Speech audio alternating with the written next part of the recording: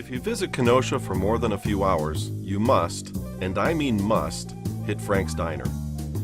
Frank's is one of those places that everyone should experience at least once. As for me, I like to experience it once a week. I always scan the specials board when I come here. Then there's the cinnamon rolls. Oh, and the biscuits and gravy. Most of all, I enjoy the atmosphere. It's a fun place to be. Just be sure to follow some simple rules. Never seat yourself. Yes, even for counter seating. Never ask how long your food is going to take. They're working on it. You always need to pay with cash. Your credit is not good here. And most importantly, get here on time. When they close, they close.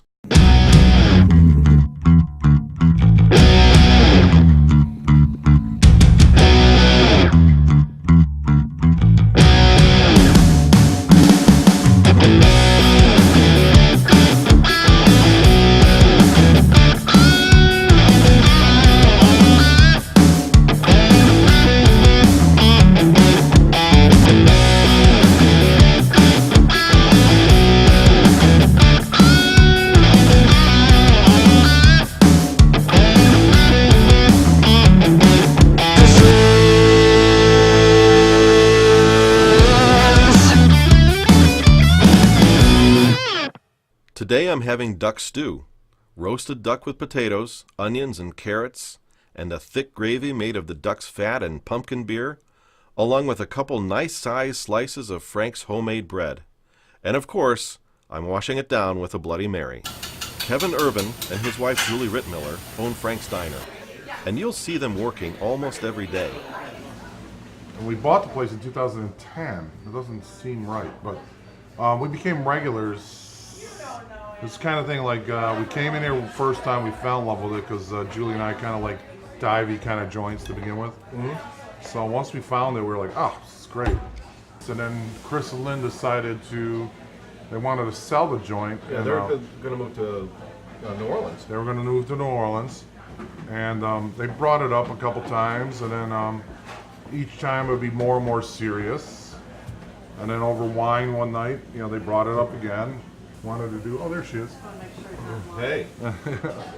Wanted to do something here in town.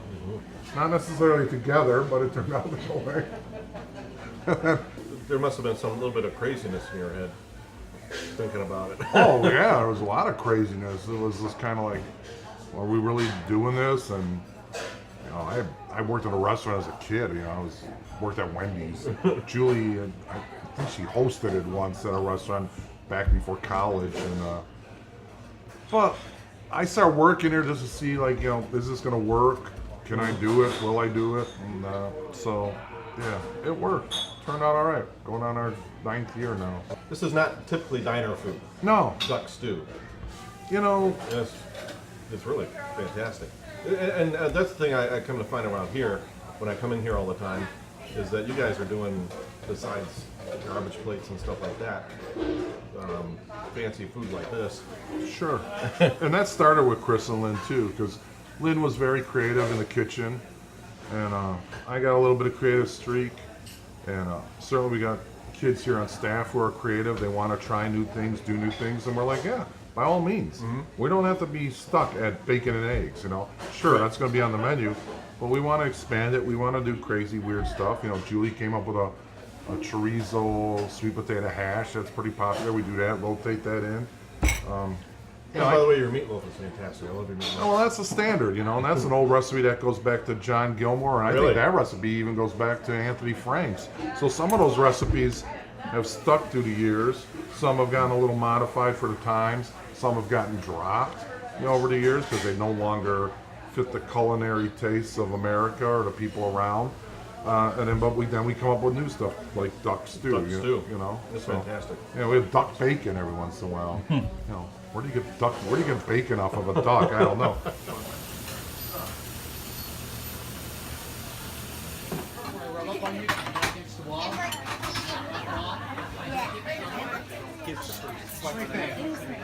Can you tighten up, please? Stupid questions. Like one of our, this just happened the other day. So one of our things is the Blue Shoe Burger. It's a hamburger stuffed with blue cheese. So I was taking the guy's order and he said to me, "Can I get cheese on the Blue Shoe Burger?" And I said, "You mean besides the blue cheese that comes in it?" And he says, "Oh, it comes with blue cheese?" I said, "It's right there on the menu. Do you not read what you're ordering? You just like see a word and order it?" I mean, I've never gone to a restaurant and just ordered something without reading what it is, but people do that here all the time for some reason. Especially, Maybe they do it everywhere and I just not aware of it. But here, especially something called the Blue Shoe right, Burger. and it's not spelled B-L-U-E. It's spelled B-L-E-U, Right. as in blue cheese. So, but he didn't realize that it had cheese in it. So, whatever. You got now. You've had a lot of celebrities come through here. Yeah. Any that since you own the place? Mark Ruffalo came here since I've owned the place. Local celebrities, like news guys out of Chicago have come in. Lovey Smith was here one day when I was here. Some bunch of the Packers came in. But the world-renowned ones, like Mark Ruffalo, like I said, was here.